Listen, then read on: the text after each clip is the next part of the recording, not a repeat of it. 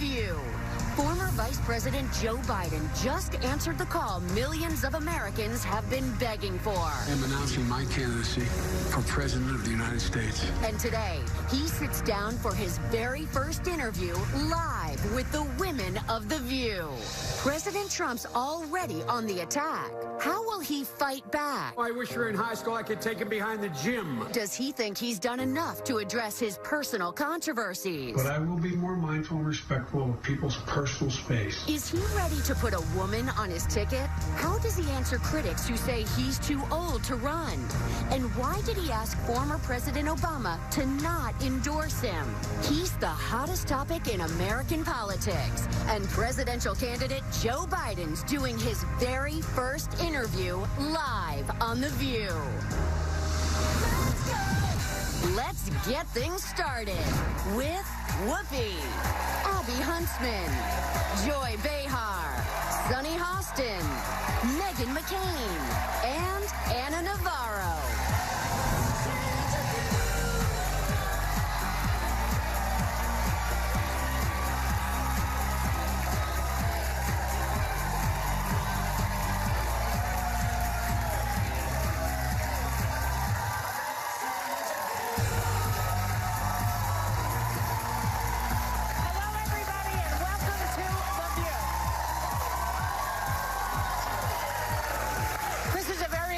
Day for us here. We're making history, we think, because the former Vice President and current Democratic candidate for President Joe Biden is here for his first live interview since he announced he was running. Yeah. Isn't that exciting?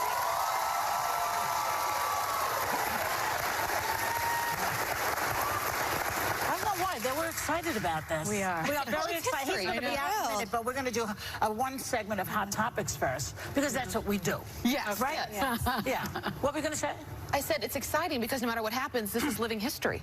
Yeah. We're all living history together. Yeah. And that is cool. It is cool. Yeah, on the show. Okay. You know, I think it's exciting for so many people because it's like we're finally seeing the light at the end of the tunnel. You think? We're off to the races. There might be a chance to wake up from this 3-year-long national nightmare. Nightmare. It's true. And imagine 4 more years of that nightmare. No quiero. I can't. No. I'll have to take medication. It really, it really is, though, very, it's exciting because it really does feel like the race has finally started. Yeah. For so many different reasons. Yeah. And he's, whether you're on the right or the left, he's a beloved political icon. He's been in politics for 50 years. And the fact that he has chosen to come on our show, our all-women's talk show, to discuss the politics of the day, I couldn't be more thrilled. I agree. And you know, of course, Trump is already on the attack about it. Yeah. On Biden in particular, which continued last night when he gave his hot takes on Democratic candidates. He's calling Biden Sleepy Joe. Excuse me, isn't Trump the one who's tweeting from the toilet at 4 in the morning? Take a nap, Donald. And he said that Senator Kamala Harris has a bit of a nasty wit. I consider that a compliment. Okay? Yes, I do too. I do too. Well, that's funny enough because I think Trump is a dimwit. Yeah. You kind of have a nasty wit about you, though. So, well, so do I. Politically. I remember he said that about Hillary. Nasty woman. Nasty woman. And that became a cry of all the women that I know. But there's a difference between being a nasty woman and having a nasty wit. I like that. Nasty wit. I think Kamala could make him cry. But he seems to be on the attack now because certain people are more threatening than others. For example, well, there's Kamala, but there's also Pete Buttigieg. yes, my man, Mayor Pete. But that really makes me upset because, by the way... What did he say? Tell him what he said. Well, I think we have the quote that he said. He said that he hopes that he's not going to go anywhere, but he hopes that he does go up against him, basically making the point that he's never going to win a national election. Here's what I'd say about Mayor Pete. He wants to go up against Pete Buttigieg. No one knew who Mayor Pete was, at least if you weren't in his town, nationally, until about 2 months ago. When he came on the show, we didn't know who he was. Now, he is soaring higher than many people, and there are 20 candidates running, the Mayor Pete, many of the people that have much higher name recognition. So he has proven that he has stuck to his guns, and he is someone to be listened to. And now the president's having to answer about Mayor Pete. And so he's absolutely brilliant. I mean, anyone that spends any amount of time with him, we've spent, what, a couple of hours with him. He's been here a couple of times. He's absolutely brilliant. Not only just, and he's well-rounded, but he's brilliant on the issues. But he has he's to make someone sure, to he has to be watch. careful that he doesn't make the rest of us feel stupid. We don't love that. Well, I'll tell you what I noticed this weekend. I don't know if you guys saw it, but Franklin Graham, who's one of Donald Trump's allies and, you know, surrogates, came out against Mayor Pete for being gay, basically. This is the same Franklin Graham, Reverend Franklin Graham, who somehow excuses and justifies the adulterer in chief, but comes out against a man who is a monogamous gay man who has every right under American law today to marry who he loves. Exactly. But you know what? We don't need... What religion this guy is, Franklin Graham, what religion? I was raised a Christian. I never heard such nonsense. Trump cult? Yeah, the Trump cult. Self-profiteering. You guys, I'm chomping at the bit here. Okay, I'd love to no go hot point in topic. waiting. So let's just go to the hot topic in America right now. After months and months of will he or won't he, sounds like my first marriage, he finally jumped into the presidential race yesterday. Here for the very first time, the first interview he's giving since he announced. Please welcome former Vice President Joe Biden.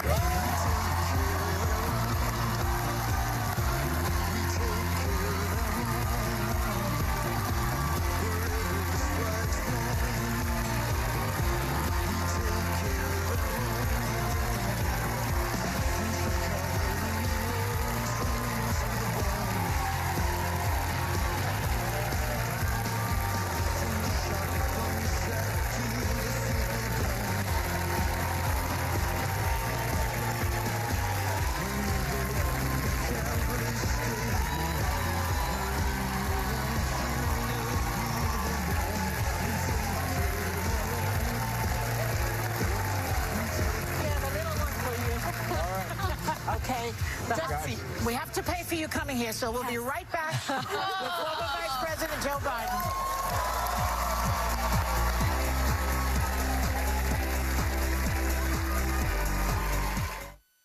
If the talent on Idol hasn't rocked you yet, Sunday, it's Queen Night on American Idol with special mentor Adam Lambert. We need security on the set. Then, Monday, witness Adam's epic journey from Idol.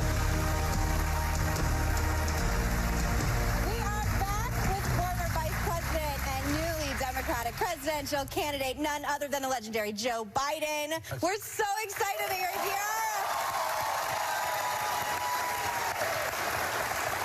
Joe, I have to ask you, what took so long to get into the race? We're so happy you finally announced. Well, you know, let me ask the audience, aren't these campaigns awful long to begin with? Huh? You know what I mean? It's not till February the first vote cast. And so I don't think it's too long. And I made it clear then from the beginning that if I was going to do this, and the family was pretty sure we were going to do this a long while ago. Not to, I mean, it's a long road. So I think this is plenty of time. Plenty of time. Well, you said something yesterday in your announcement video that really brought tears to my eyes. You said that we are in a battle for the soul of this nation. And I felt that in my soul. What did you mean by that? What I mean by that is we are not, this is not who we are the way we're treating people. It's not who we are as a nation when we're talking about things like the reason for your problem is the other. It really is what I said, and I really mean it. And I wrote an article at the time in the Atlantic magazine back when Charlottesville happened, and saying that, you know, this is not who we are. There's an American creed. It's about decency, honor, including everyone, leaving no one behind. But the idea to compare these racists and not condemn them, and the neo-Nazis, and compare them to people who were genuinely decent Americans coming forward and saying, stop this. It was like, I don't remember that ever happening in an administration before in well over 100 years. I mean, it's, so I just found myself thinking, and by the way, I traveled around the world an awful lot as vice president, and since then I have as well. And the rest of the world, I mean, they look at us like, my God. What happened to America? But you know, Joe, you've spoken about it. We've not led merely by the example of our power. It's the power of our example. Yeah. That it really has been the power of our example. I mean, your dad, not a joke. your family. It's example. It's why the rest of the world's followed us. And they're looking like, my Lord, you know, what's going on? We know that you served as President Obama's vice president for the full 8 years. And yet, yesterday Is that a surprise, all 8? I know. I'm joking. As far as I'm concerned, those were very successful 8 years for both of you and for the country. But you said yesterday, I asked President Obama not to endorse. Yeah, well, look, Why? the president, everybody knows, I think everybody knows, we didn't only serve together, but our families are close. We became very close personal friends. I mean, it's as some of the vice presidential scholars and presidential scholars have written they think there's very few, probably no other administration where the president and vice president became as personally close. I grew to respect him, and he is just a man of great honor and discipline, and his family, he and my wife and Michelle are close friends. They were talking to each other they went over to see each other the other day. So I didn't want it to look like he was putting his thumb on the scale here. And that, you know, that I'm going to do this based on who I am, not by the president going out and trying to say, this is the guy you should be with. So that's why I asked them not to. I'm incredibly proud to have served with him. The thing I'm proudest of is coincidentally, we're each in a different part of the country, and we were each talking to groups of people that were being televised, and at the same day, purely coincidentally, we had asked the question, what are you proudest of in your administration? You know what I said? It turns out he said the same thing, and probably a little more clearly than I did. Is that not one single whisper of scandal. Not one. Not one single whisper of scandal. And that's Barack Obama. That's right. That's because of Barack. I know. He's amazing. So, you know, a lot of people, some people blame Hillary's loss on her troubles to the fact that she couldn't connect with the blue-collar voters, a group that Trump actually won. That and, you know, the Russian interference. That's another reason. But it's going to come down to Pennsylvania. I keep hearing this on the news all the time. Now, that's your state. Aren't you a Scranton guy in the original? I'm from Scranton, and you know, under the fairness doctrine, for a long time, only 2 states didn't have their own television stations, New Jersey and Delaware. Not a joke, commercial television stations. And so I've been covered in Pennsylvania by about, I guess, half the state for my entire career, and in New Jersey the same. And so I have, and Philadelphia is, you know, is a suburb of Wilmington. No, I'm not joking, but, really. You know, I know it's not. But we're only 18 minutes apart. And how are you going to get those voters? Well, I think just by making the case that we have to restore dignity to work. We have to restore dignity to the way we treat people. I mean, think about this. The way we treat ordinary, hard-working Americans who are middle class and working class people fighting to get in the middle class is we treat them like they're a means to an end, as opposed to an ends in themselves. You know, Kant had this great quote, and I'm paraphrasing him. He said, you know, dignity is not treating people like a means to an end, which is going on now, but an end in themselves. And people, look, you all know it. Just go out.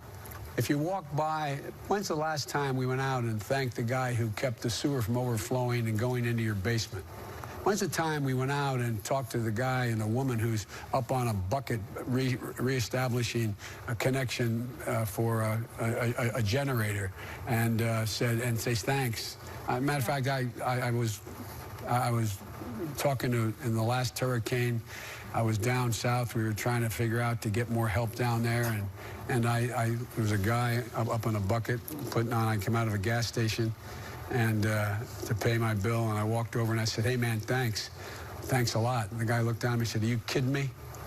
And I said, "No." He didn't know who I was. I was in a T-shirt. I mean, in a band launch shirt. And I said, and he looked at me. He brought the bike. He said, "You serious, man?" I said, "Yeah." He said, "No one's ever thanked me before." Wow. But think about what we don't do, guys, as a nation, how we've divided. It's all been about dividing. And I think that, and there's real opportunity, incredible opportunity if we just treat people more decently. My dad used to have an expression. He'd say, "Joey, a job's about a lot more than a paycheck. It's about your dignity. It's about your place in the community. It's about your place in society. It's about your sense of your self-worth." And he'd always end, it's about being able to look your kid in the eye and say, "Honey, it's going to be okay," and mean it. Think of how many people don't think they can do that today. Yeah. And this president has done nothing to help that group of people. Nothing. I certainly understand what you were saying about it sometimes being complicated when it's personal and the political and not having Obama want to endorse you so early, and I certainly understand that. But I think a lot of people are asking, what do you think the single biggest difference would be between an Obama White House and a Biden White House? In terms of hopefully acting and dealing with integrity and dealing with, look, the reason why the president and I got along is philosophically we're in the same place. We disagreed on implementation of some things. We disagreed on timing some things. But that was a great relationship because we had lunch once a week alone for the better part of an hour, and we could talk about anything, argue with one another. When he asked me, is there anything that I'm most concerned about? I said, and he said, I want to be able to have frank conversation with you. Mm-hmm. And so as vice president, you don't want to be in a position, you should never be in a position of publicly disagreeing with the president. Mm. But I never, he said, I'd never worry you walk in the Oval and not tell me what's on your mind. And that's what it was all about. And I hope that I've learned from him in that relationship. But on a philosophic basis, it's about moving to the future. It's not about recreating what we did. It's about taking the same decency and the philosophy that we have, the political philosophy, and taking it into the future. There's so much we can do, my Lord. Well, they're taking it backwards, but we have to. All right, we have so much more to talk about, and I'm so glad you're going to be here for the rest of the show. So we will be right back with former Vice President Joe Biden.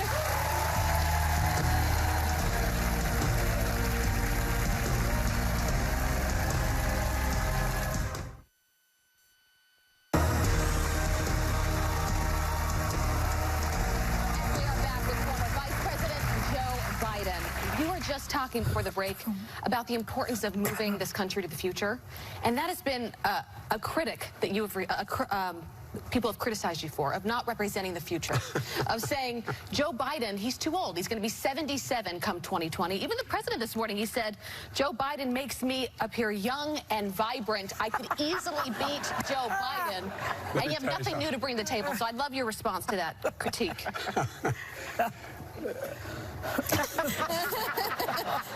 Look, if he looks young and vibrant compared to me, I should probably go home. Look, everybody knows who Donald Trump is. And the best way to judge me is to watch, see if I have the energy and the capacity. And I mean, it's just, you know, this is show me business, you know. So you aren't Sleepy Joe?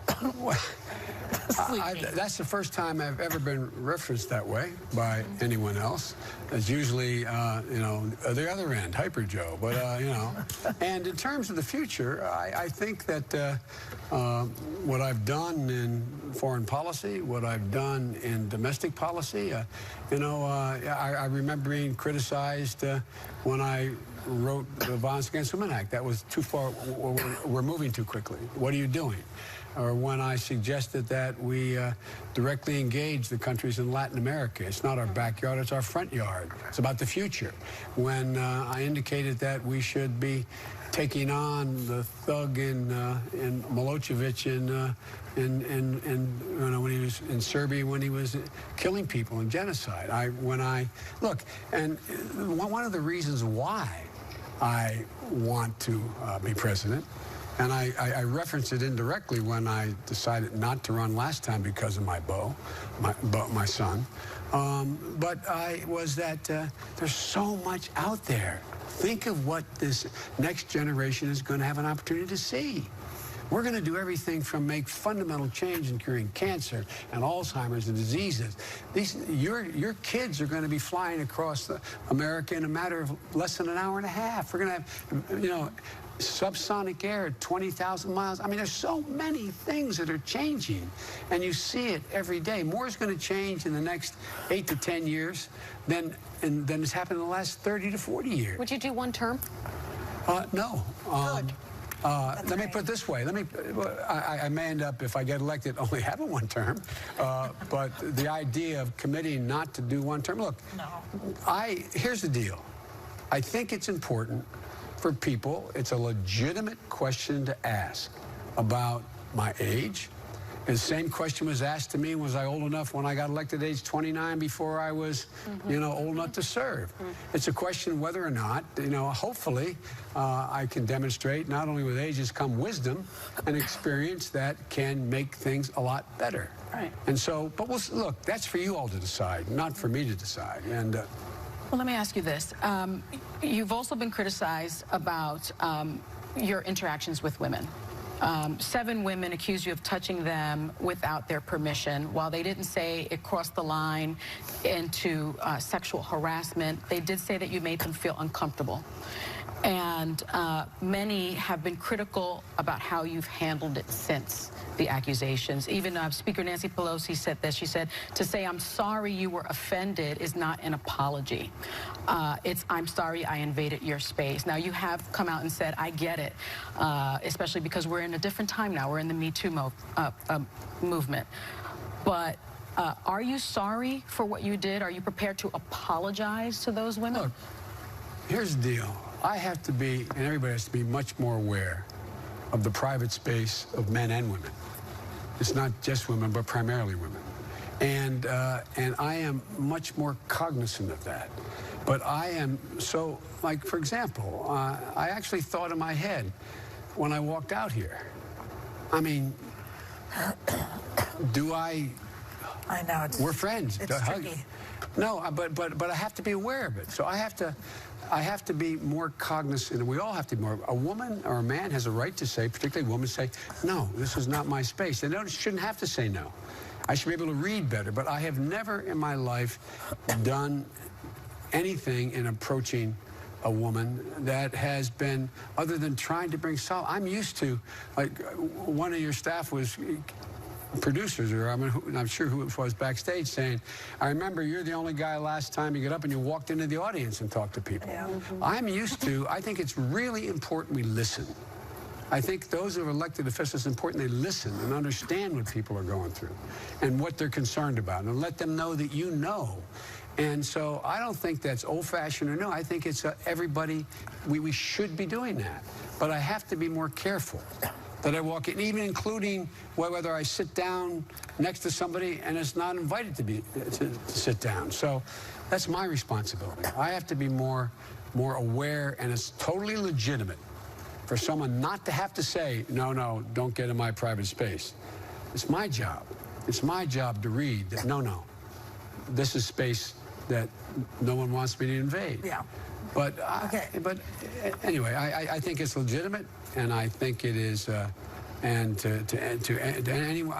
But I don't think anyone's ever said that I invaded their space in a way that was designed to do something other than making them feel uncomfortable, but not anything having to do with harassment or anything else. Right. They have said that, but they have also said we'd like an apology.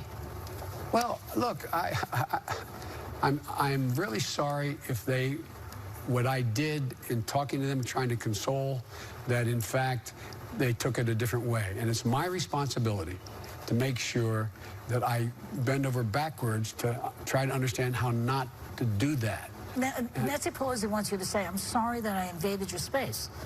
Sorry I invaded your space. I mean, I'm sorry this happened. Yeah. But I'm not sorry in the sense that I think I did anything that was intentionally designed to do anything wrong or be inappropriate. It was inappropriate that I didn't understand, that I assumed. Look, I was, anyway. But you know what, too, there's also so many people that in a moment of need, when they needed consolation, when they needed encouragement, when they needed a hug, have been happy to get that from Joe Biden, who turned his grief. And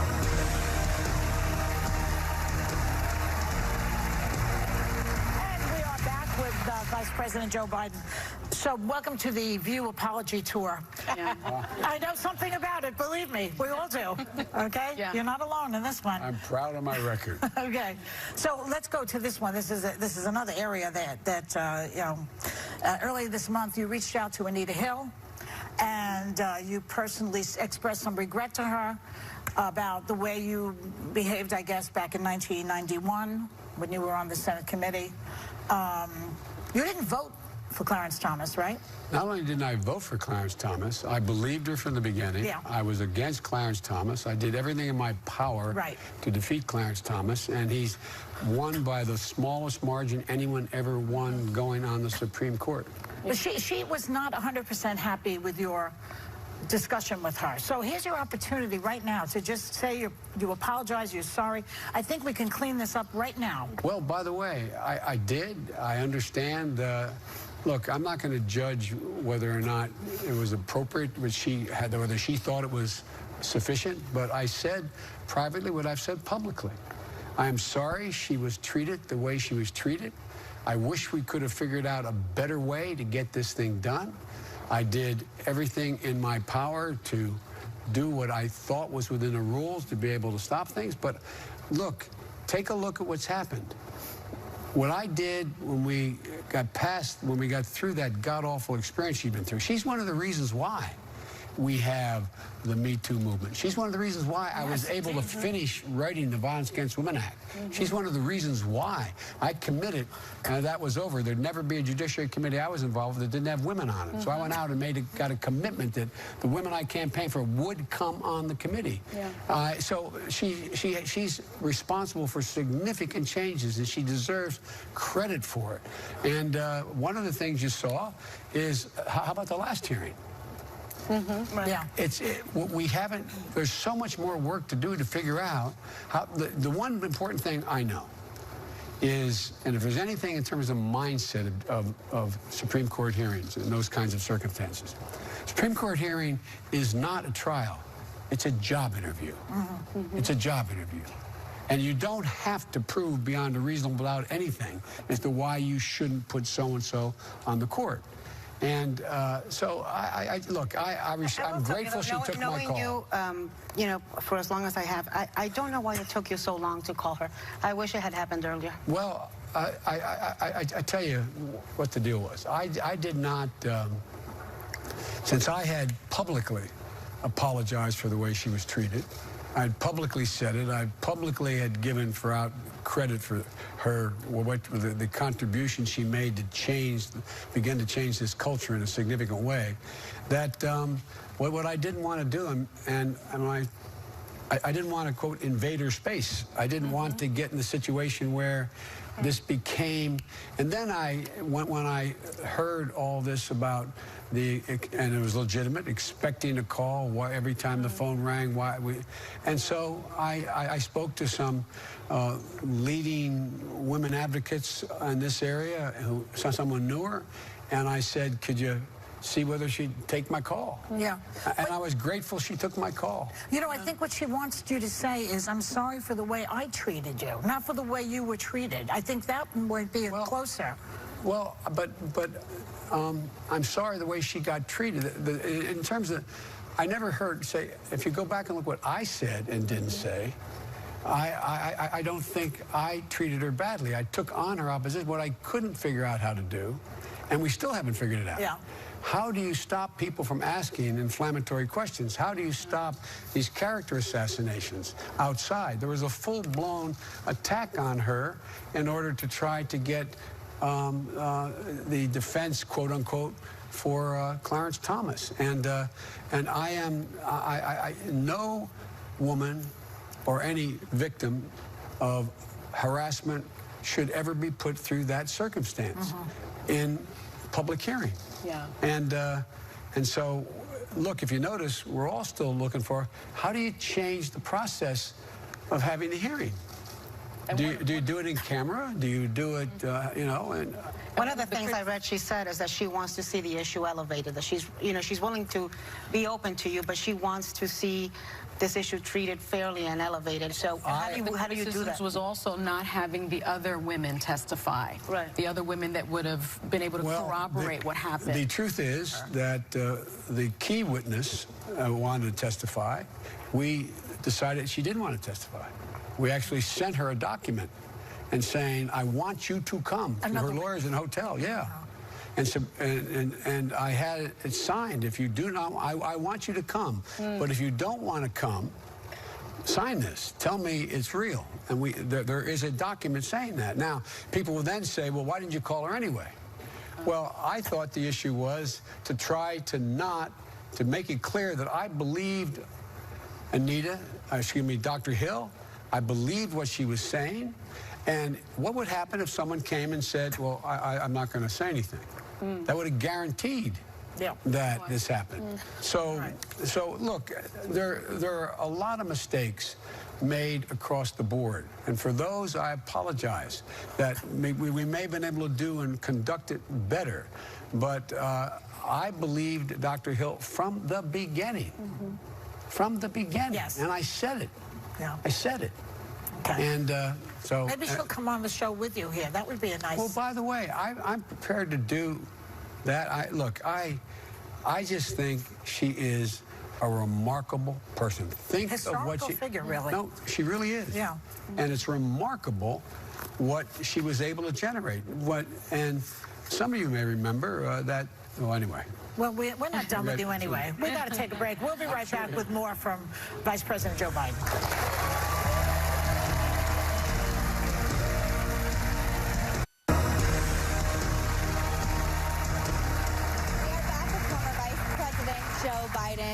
You know, Joe, the last time that you were on was an extremely emotional and dark time for me, and you gave me so much comfort on air when we were talking about my father's cancer diagnosis. Your son, Bo, died of the same cancer that my father did. You jokingly say, forgive me, Father, I'm friends with Republicans, which always makes me laugh, because if without your friendship with my father, you wouldn't have given me such comfort. And I want to show the clip really quick just in case anyone has forgotten. One of the things that gave Bo courage, my word, was John. Your dad, you may remember when you were a little kid, your dad took care of my Bo. Your dad, when he was a mill aide, worked with me, became friends with Bo. And Bo talked about your dad's courage, not about illness, but about his courage. You know, Joe, that's not just on air. I call you the grief whisperer. I love you so much. I've called you more times than I'm sure people could probably imagine, because you really understand grief and pain in a way that I've never met anybody else in life like it. Does death ever get easier? Yes. Look, there's going to come, as we've had our private conversations, there's going to come a time when you think of your dad, or you walk by that closet and smell that fragrance where he's there, or you pass something, a field that he loved, or when you sit there out in Arizona and that beautiful, looking over the creek, that you're going to get a smile before you get a tear. And it's going to happen. It takes longer for some than others, but it will happen. And that's when you know you're going to make it. And look, a lot of people today have gone through so much more than I have, and as much as you have, Megan. Get up every day and do what they're doing without any of the help we've had. Think of all the heroes that are out there. I really mean it. I have scores. I've had literally over 1,000 people, I'm sure, come up to me and say, I just lost my son, or I just lost my wife. And they're alone. They don't have. So people may not know, but your first wife, Nelia, and your baby daughter, Naomi, died in 1972 in a car crash. Bo, as we know, we were just talking about, died a few years ago. How has that grief shaped you throughout your life? Well, I tell you what, it's given me an incredible sense, I wish I didn't possess it, of empathy, understanding. Look, a lot of you have been, how many of you lost someone to cancer? Raise your hand. A lot. Wow. A lot of people. Okay? Now, what happens? People come up to you and say, I know what you feel like. And you know they have no idea what they mean well. but they have no idea what you feel like. And sometimes you feel like saying, you know they mean well, but when someone comes up to you and says, when you went through, how many people have come to you for solace? How many people have come to you and said, how do I get through this? Because that's all they're really asking. They just want to know, I can get by this place. I can get by this place. Bo wanted you to run. How much did that, in 2016, how much did that play into this decision? What Bo wanted me to do, and the book I wrote about my son, our son, is that he was worried. The reason I titled the book, Promise Me, Dad, is that he made me promise him, not a joke, looking across the tape, said, Dad, promise me, give me your orders of Biden. You will not back away. What he meant was, he knew I would always take care of the family, to the best of my knowledge, but he didn't want me to withdraw from the things that have motivated my whole life about trying to get engaged and change things and try to make things better. Is he why you're running? No, he's not why I'm running, but I hope as I've just... it sounds stupid. When I get up in the morning, I think about, I hope he's proud of me. I hope he's proud. But look, like I said, a lot of people, all you folks who've lost somebody, they're still with you. They're in you. They're there. As Kant said, the way you get by this, the philosopher, have something to do, someone to love, and something to look forward to. Right. That's what this is about.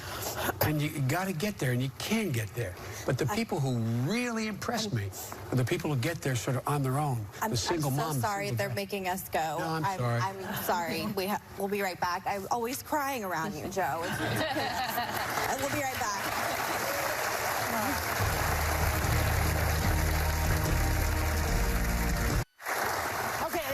We have to go in 25 seconds, and I don't know if you realize this, but we were the very first daytime show to even have on a sitting president, Barack Obama. So here's my question. We pencil you in for January 2021? If I'm there, yes. All right. The first one. I promise. Thank you so much to Vice President Biden. Say this. Coming up, live on The View, former Vice President Joe